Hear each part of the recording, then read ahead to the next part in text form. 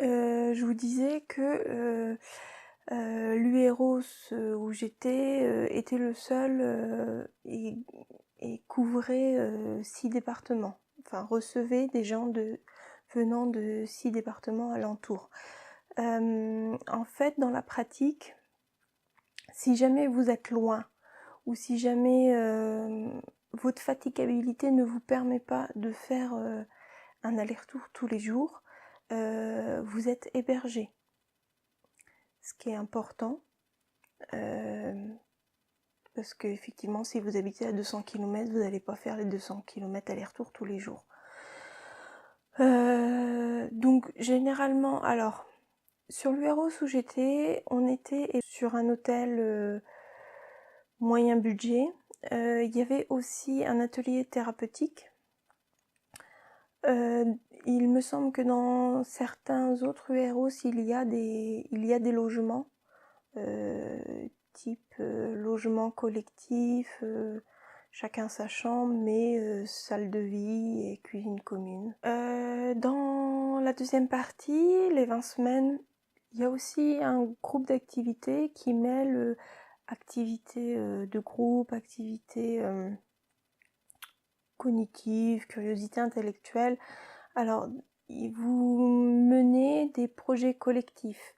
Donc, sur un thème que vous allez choisir en groupe, vous allez mener des thématiques qui en découlent, que vous allez traiter, soit sous forme, comment on pourrait appeler ça, un genre d'exposé pour pouvoir rendre compte à vos camarades.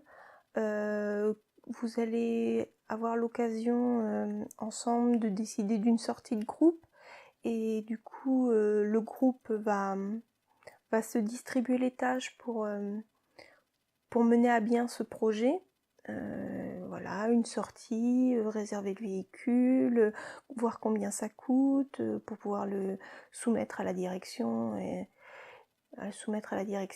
et voilà, quel sera le programme de la journée, de l'après-midi, combien de temps il faut y aller, quel trajet on va prendre. Donc ce sont les projets collectifs. Dans ce groupe d'activités, il y a aussi les... Comment on appelait ça ? En fait, sous forme de questionnaires, de quiz, vous apprenez des choses sur une thématique, voilà, qui change à chaque fois, ce qui permet, dans la bonne humeur, de faire le point sur des choses que vous savez, des choses que vous ne savez pas. C'est plus de la culture générale. Il y a aussi l'atelier d'écriture, alors qu'on aime ou qu'on n'aime pas, moi que j'aimais beaucoup pour ma part, qui fait beaucoup appel à l'imaginaire, à la capacité aussi de se détacher de choses très terre à terre. Ça peut être quelque chose qu'on a du mal à faire en tant que cérébro-lésé, de partir dans des imaginaires un peu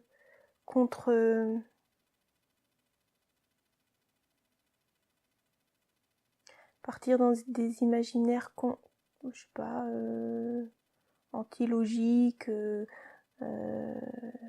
non réels. Voilà, c'est des tâches d'inhibition de certains codes sociaux et à la fois d'ouverture, donc qui consiste à des petits exercices, des petits jeux finalement. Voilà, on ne vous fait pas écrire un livre, sauf si vous avez le souhait d'écrire un livre, mais voilà. Je suis en train de chercher ce qu'il y a d'autre. Ah oui, il y a une dimension aussi d'activité physique. C'est quelque chose même si vous avez un handicap physique, pour le coup, avec des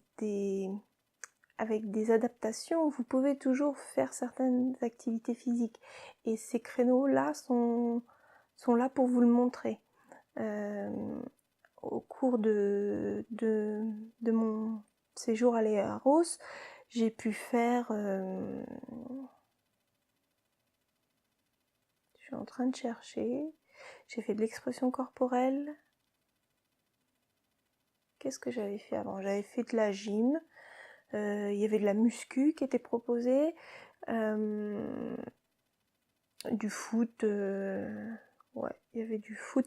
Parce qu'en fait, on faisait nos activités physiques avec un autre groupe pris en charge sur l'ADAPT, mais qui n'ont pas les mêmes soucis que nous. Donc du coup, on se retrouvait sur certaines activités. Qu'est-ce qu'on a pu faire? Surtout avec l'arrivée du beau temps, on a fait un cursus kayak, on a fait un cursus activité nautique, mais plutôt sur la côte, comme on n'est pas très loin de la côte de la Manche, donc kayak de mer, découverte de la voile. Je suis en train de chercher. Il y avait aussi des cursus tir à l'arc, escalade.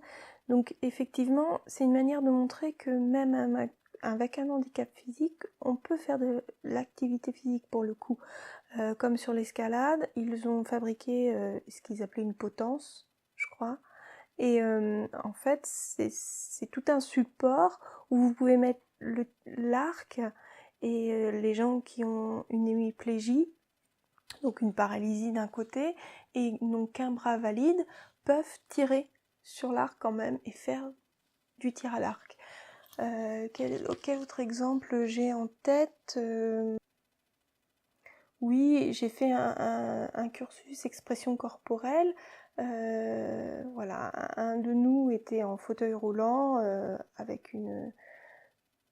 Il me semble qu'il avait une hémiplégie, mais au point d'être gêné dans la marche. Et pourtant, sur le cursus expression corporelle, il a eu tout à fait sa place parce on était dans un dojo et donc il pouvait se déplacer autrement qu'en marchant. Donc voilà, c'est chouette, ça montre que voilà, il existe des choses et que c'est pas parce qu'on a un handicap qu'on est cloué dans son fauteuil. Qu'est-ce qu'il y a d'autre comme atelier?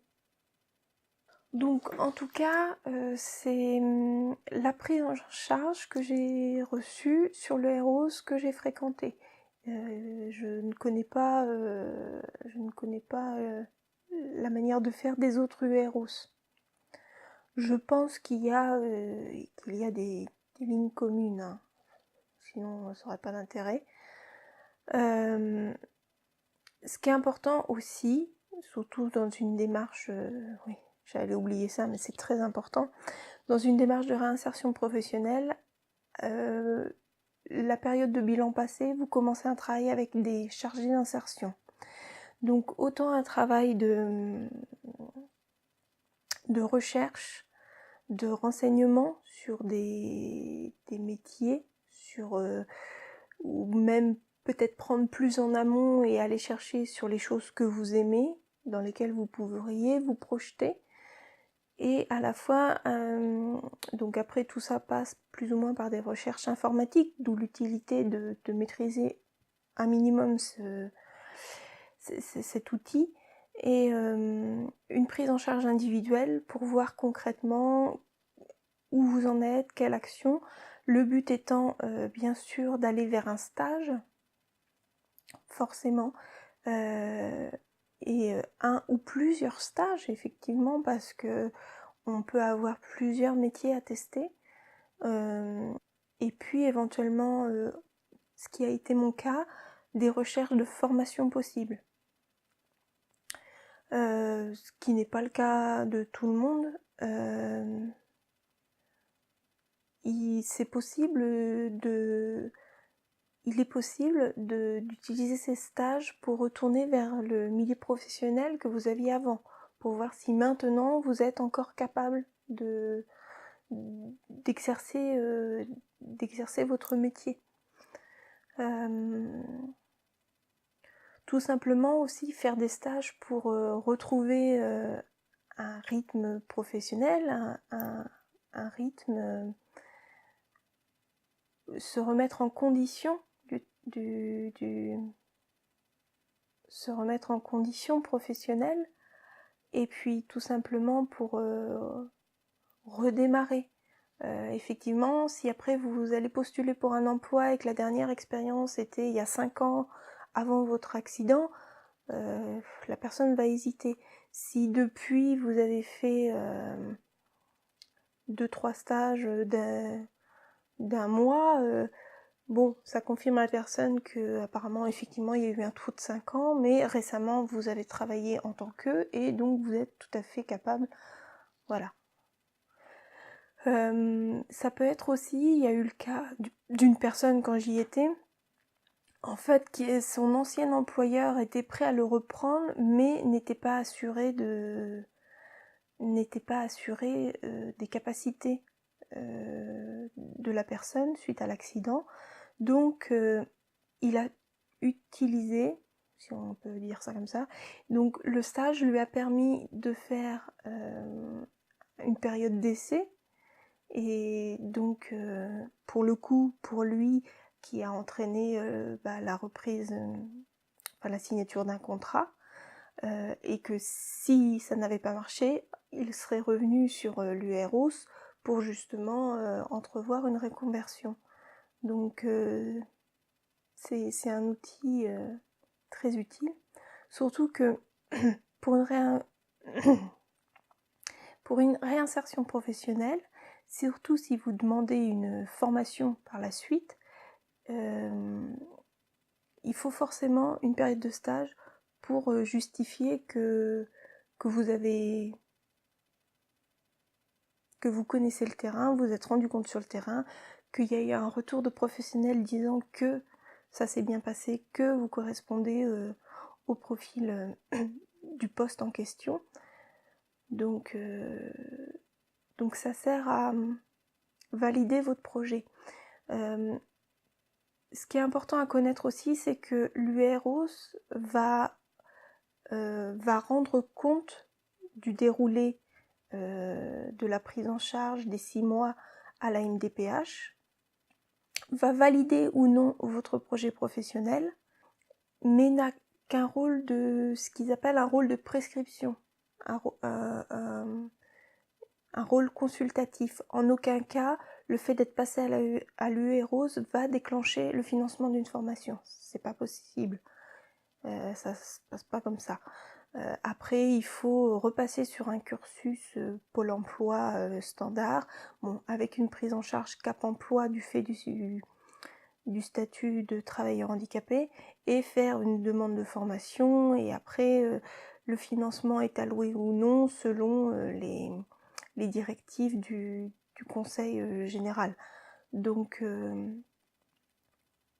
pareil, c'est pas parce que vous passez à l'UROS que vous allez sortir et avoir une place de travail quelque part. Ça se passe pas comme ça. Vous faites des stages. Si éventuellement vous avez le bonheur de tomber sur un employeur qui finalement cherchait quelqu'un, formidable. Mais non. L'UROS, c'est un outil. C'est pas une fin en soi. C'est pas la corne d'abondance qui va régler tous vos problèmes. Là encore, comme j'ai pu dire dans d'autres vidéos, il faut être acteur de son projet et il faut utiliser l'outil tel qu'il est. L'outil n'est pas parfait.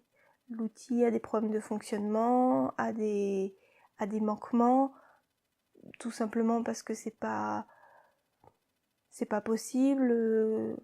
Et à la fois, la vie n'est pas parfaite, le milieu professionnel n'est pas parfait, donc rencontrer ces problèmes de fonctionnement, de manquement, voilà, nous font chercher une autre manière de faire, ou nous font admettre qu'il faut s'en arranger, s'en contenter, et ça va être pareil dans le milieu professionnel. Il n'y a pas de métier parfait où vous serez où vous serez confortable, et que si vous avez un coup de fatigue, vous pourrez aller rentrer chez vous, vous allonger et être payé quand même. Ça n'existe pas. Donc faut avouer que sur les premiers moments, quand on arrive et qu'on se heurte à ces dysfonctionnements, ces manquements, justement, comme on a des émotions un peu expansives, ça serre, alors colère, tristesse, et puis finalement, d'accident de parcours en accident de parcours, on apprend à relativiser et tout simplement à réapprendre ce qu'est la réalité de la vie, de la réalité de la vie en société, de la réalité professionnelle. Cette vidéo est plutôt très longue, je vais sûrement la faire en plusieurs parties et je vous ferai dans une autre vidéo le compte rendu de ce que l'UROS m'a apporté à moi sur mon projet personnel. Voilà, je vous dis à bientôt.